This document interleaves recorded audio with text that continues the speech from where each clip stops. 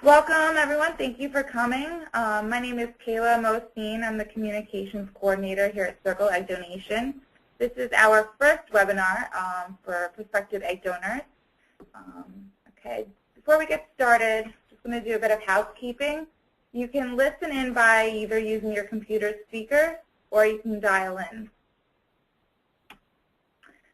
Okay, on today's webinar, we have Gina Marie Mariano Matto.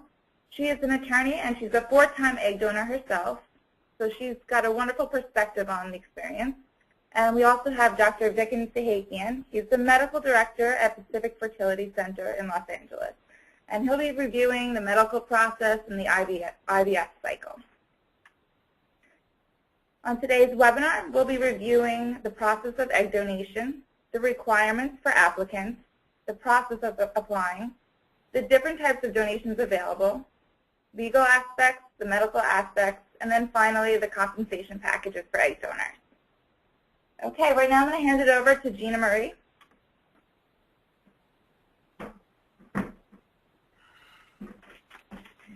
Hi everyone. Like Kayla said, my name is Gina Marie. I'm one of the attorneys at Circle Egg Donation, and I am also a 4-time egg donor. I'm really excited to be here with all of you tonight to tell you more about egg donation. So the first thing is, what is egg donation? Egg donation is the process by which a woman produces several eggs for the purpose of assisted reproduction. Naturally, a woman only produces 1 egg per month, but with egg donation, a woman will produce several mature eggs using medication.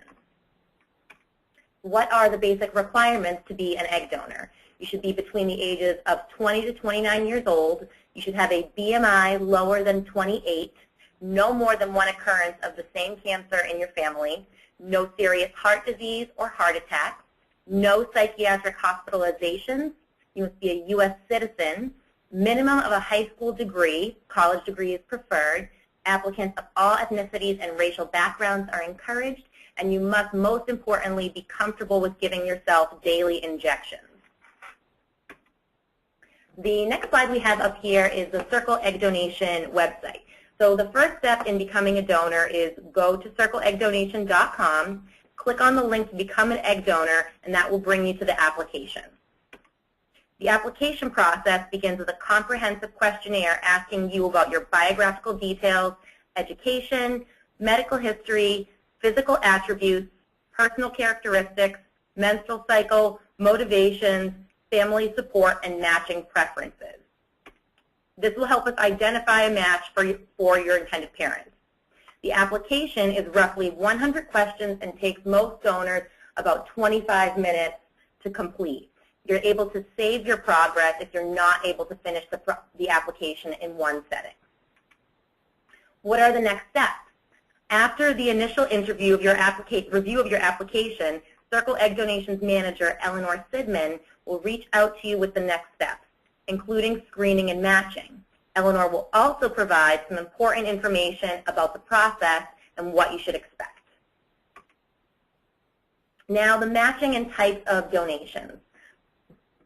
There are 3 different types of donations: known, identified, and anonymous.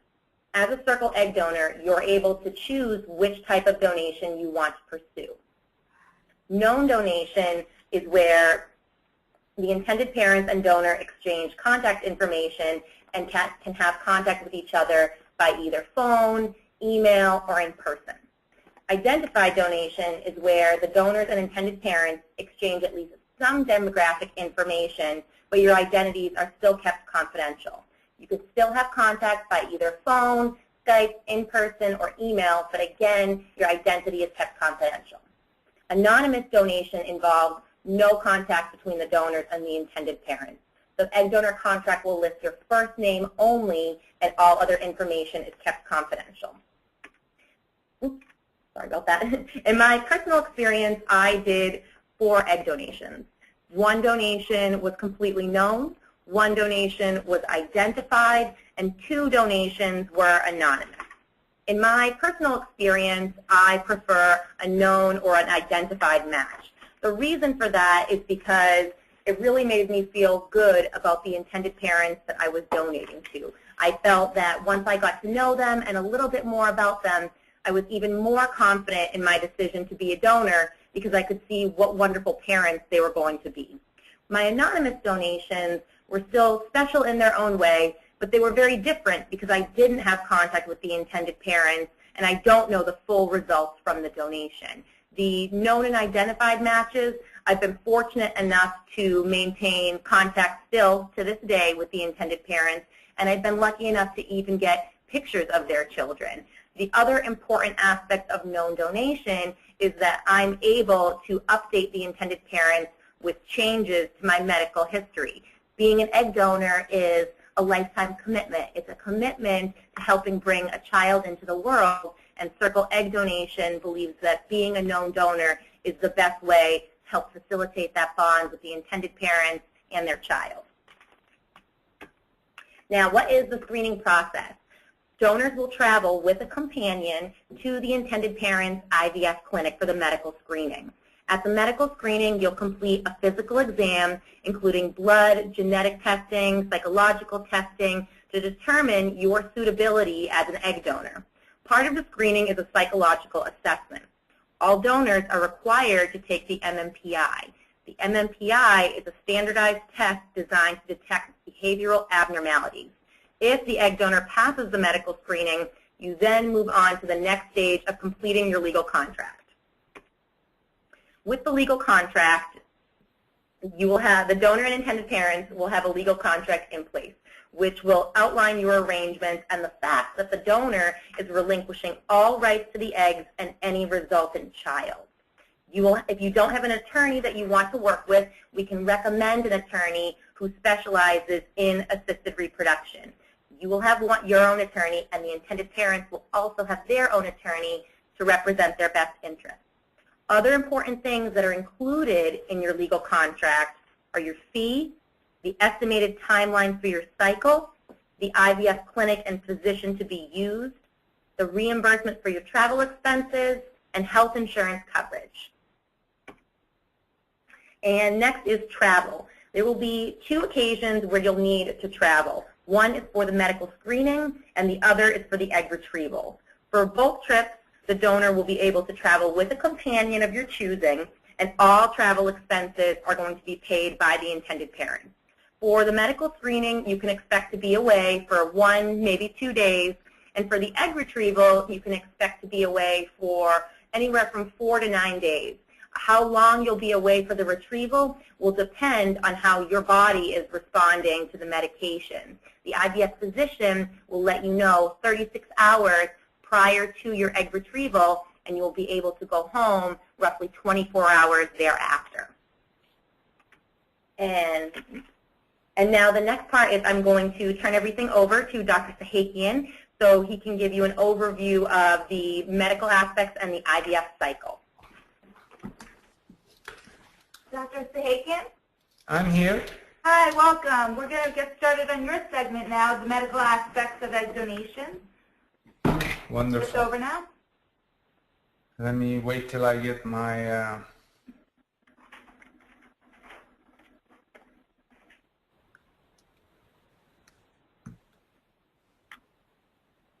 So how many individuals are present? We have 2 attendees with us today. 3, excuse me, 3. Okay.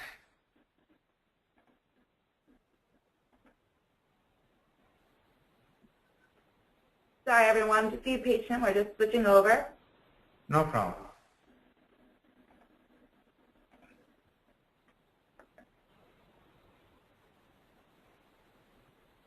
Do I have control? Not yet. We're handing it over in a minute.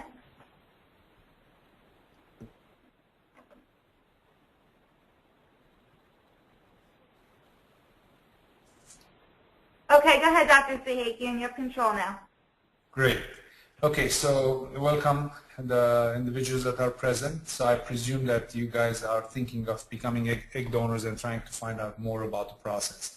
I'm going to give you a quick, brief, but pretty comprehensive overview of the process of egg donation. Let me see if the slide moves. Didn't move yet. Here we go. Some of this already has been probably presented to you, but basically In order to become a donor, you have to fill a questionnaire, and then you have to wait for a match. Once you are matched with a prospective parent, then you go to the screening, which includes the psychological and genetic screening, and then you get to the point where you have to meet your IVF doctor who's going to do the procedure. The first visit is an in-person visit usually with your doctor, where he or she will ask you a bunch of questions about your history, your medical history, and then you will undergo some testing, which includes blood tests. You give a urine for drug testing, and then you will undergo an ultrasound examination. The whole visit will probably take under an hour. There's no invasive procedure during the testing process, and it's just blood tests, a urine sample, and a pelvic exam like you're going to your gynecologist. And then once the tests are done, you're going to wait for the results, which usually take about 2 weeks. And then as soon as all the legal paperwork is completed, you will proceed with treatment, which I will explain in a second. So let me go to the next slide here.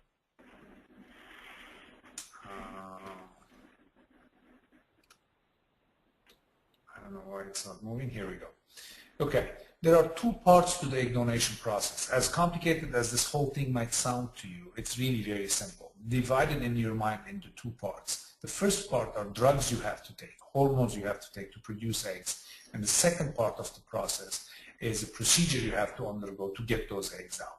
So once you see your doctor and you undergo the testing, then you're basically waiting for the treatment to start. The treatment typically starts with your period. You will call as soon as you start your period, and you will be placed on medications to stimulate the production of eggs. Before I discuss that, I want to go over quickly the reproductive physiology in women, because that will make you understand. Can you speak up a bit? Oh, you can't hear me? Yeah, just a little bit more would be wonderful. Okay, no problem. Great, thank you.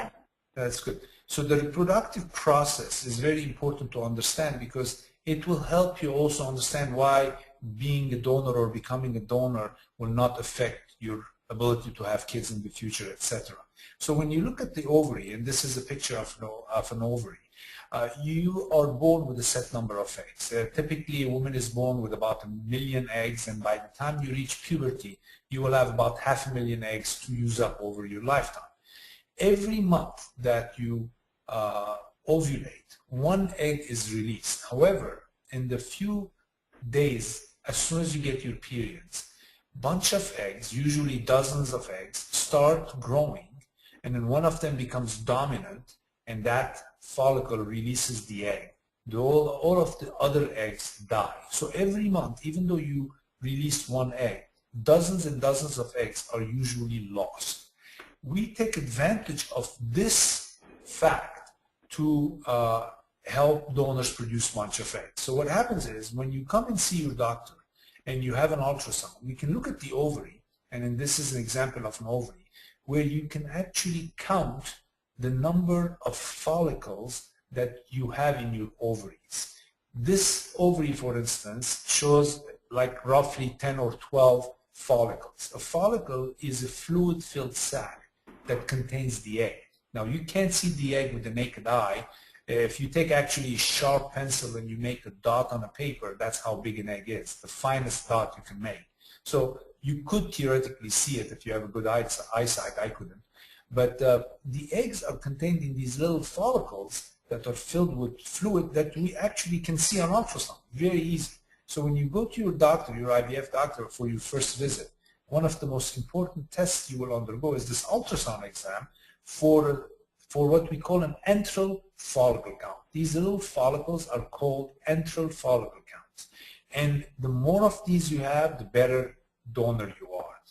Typically, a woman under the age of 30 will have 15 to 20 of these. There are some women who have 30, 40 of them. The younger you are, the more you have. And the more of these you have, the better donor you are, because the number of follicles contained in both of your ovaries will basically translate into the number of eggs you could produce if you took fertility hormones. So these follicles that you see in this ovary contain eggs, and this month, this particular month, all of these follicles that contain eggs will actually die off, and all the eggs are lost. Only one of them would become dominant and is released. So you lose dozens of eggs every month. So when we give you fertility hormones during an in vitro fertilization process, while you're going through the egg donation process, what we are trying to do is rescue or salvage some of those eggs that you otherwise would have lost that particular month. So you're not using up your eggs, which means you're not going to run out of eggs. This will not get you through menopause any sooner, and it doesn't affect your future ability to have kids. The eggs that we get from you that month, you would have lost them anyway. It's a very important concept to understand, and this is why donors can donate multiple times without ever affecting their ability to have babies themselves. So if you see this ovary, and you can see these little black circles that are the follicles that contain the eggs, if this woman, this donor, took fertility hormones, which by the way are the same hormones your brain produces, if you took these hormones for about 2 weeks and you did ultrasound examinations, you will see that these follicles will actually grow. And here is an example of the same ovary, and these follicles are now ready and mature to be ready to be harvested. Now, if you didn't take fertility hormones, only one of those little follicles would become large, the size that you see here, and the rest would die off. So this is an example of a donor who took fertility hormones and is producing about 10 eggs on each side. So we could get 20, 25 eggs from a donor without affecting her ability to conceive later or let's say affecting her reproductive health. Now, the process of getting these, the medications that you're taking are injectables. These are the same hormone your brain produces, and you have to take them on a daily basis for about 12 days. That's the average number of days a young woman will need to push her follicles to maturity. So during these 12 days of medications, which are injectable hormones, you will have usually 2 to 3 ultrasound examinations. Each one of them lasts 2 minutes, and we can basically count and measure these follicles. At one point in time, these follicles would be ready to be harvested. The eggs are mature. If we wait any longer, then the eggs will be old and will be useless. And if we go too soon, we get immature eggs. So the timing is critical, and an average donor will need about 9 to 11 days of medications before her eggs are ready. So now we go to the second half of the process, which is basically the procedure of egg retrieval. The egg retrieval is done under anesthesia. It takes about 10 minutes. There's no pain involved because you're put to sleep. You're not intubated, but it's like you're taking your wisdom tooth out. And then we go in through the vagina with a needle, and we can go into the follicles, and these black circles are the follicles. This is the needle, and we can look on the ultrasound while we're doing the procedure, and we can see the tip of the needle. You see these white dots here? That's the tip of the needle. That's very visible on ultrasound. And then we basically go into the follicle, and we aspirate or suck the egg that goes into the tube and then into what we call the IVF tubes contain certain media that's basically helpful for the eggs to grow. And we go one by one in each follicle and aspirate all of the eggs out. A typical donor would produce somewhere between 15 to 30 eggs. You are basically in our center for about 35-45 minutes to recover after the procedure, and then you walk home, and your basically job is done. Let's go to the next slide. Okay, let's see if it's not moving. Okay, these are the important facts that every donor should know before you sign up to do an egg donation process.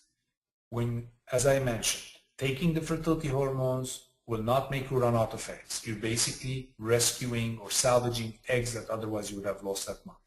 There is no effect on your ovarian reserve or your future ability to conceive. You don't go through menopause any sooner, and these drugs are the same hormones your brain produces, except we give them to you in larger quantities. There are no real studies to prove an association between these drugs and ovarian cancer. So they are safe to take. Okay, so let's go to the next slide. As I said, when you meet your doctor for the first time, you have to do some tests. These tests are blood tests to check your ovaries. You do some tests to check for infections like HIV and hepatitis. You have a pelvic exam. We check for gonorrhea and chlamydia. You have a pap smear, and you have an ultrasound to check for the follicle count that we talked about, the antral follicle count. The typical medication protocol for a donor is you get your period, you call your doctor, you'll be placed on birth control pills for about 3 weeks. The purpose of the birth control pills is so that you get synchronized with the intended parent, and she actually goes on a birth control pill as well, or if there is a surrogate, the surrogate takes birth control pills. Once you both are on birth control pills, we can synchronize your cycles so you get your period at the same time. Then you will start taking fertility hormones, which are injections. We typically use 3 hormones called Gonal-f, Follicin, or Menopur.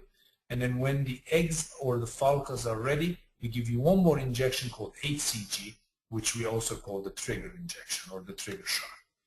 So the whole process takes usually 5 weeks, 3 weeks of which is taking birth control pills, then 2 weeks of fertility hormones, and then you undergo the procedure of egg retrieval to get the eggs out. And we'll talk a little bit about the risks and complications about this process. I'm going to go a little bit more in detail here to show you what happens.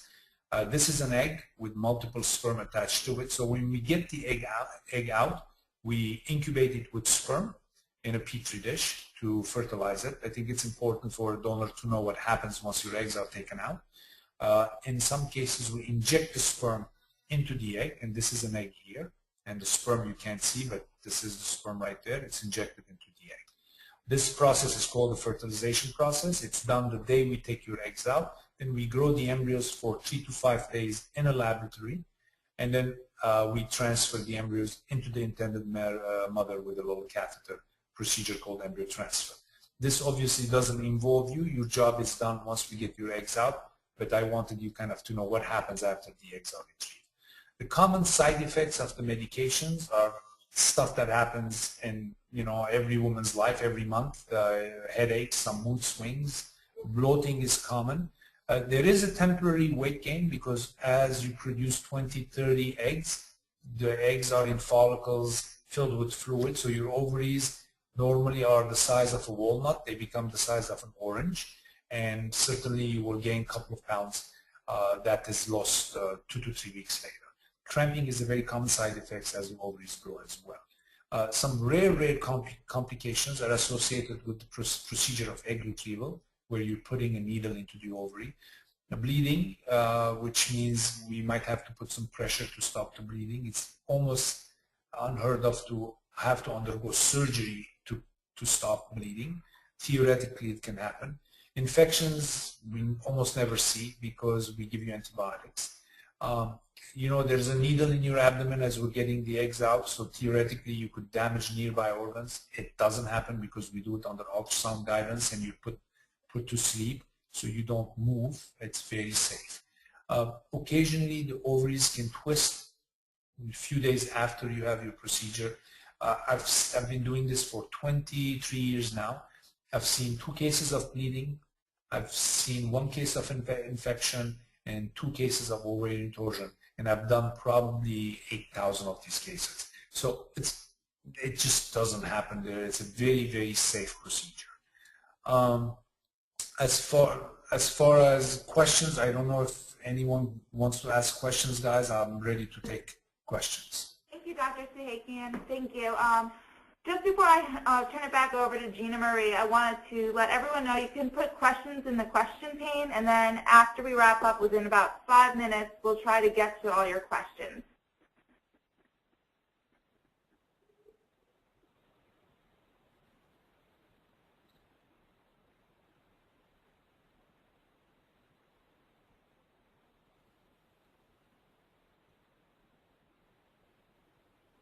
Just bear with us for a second.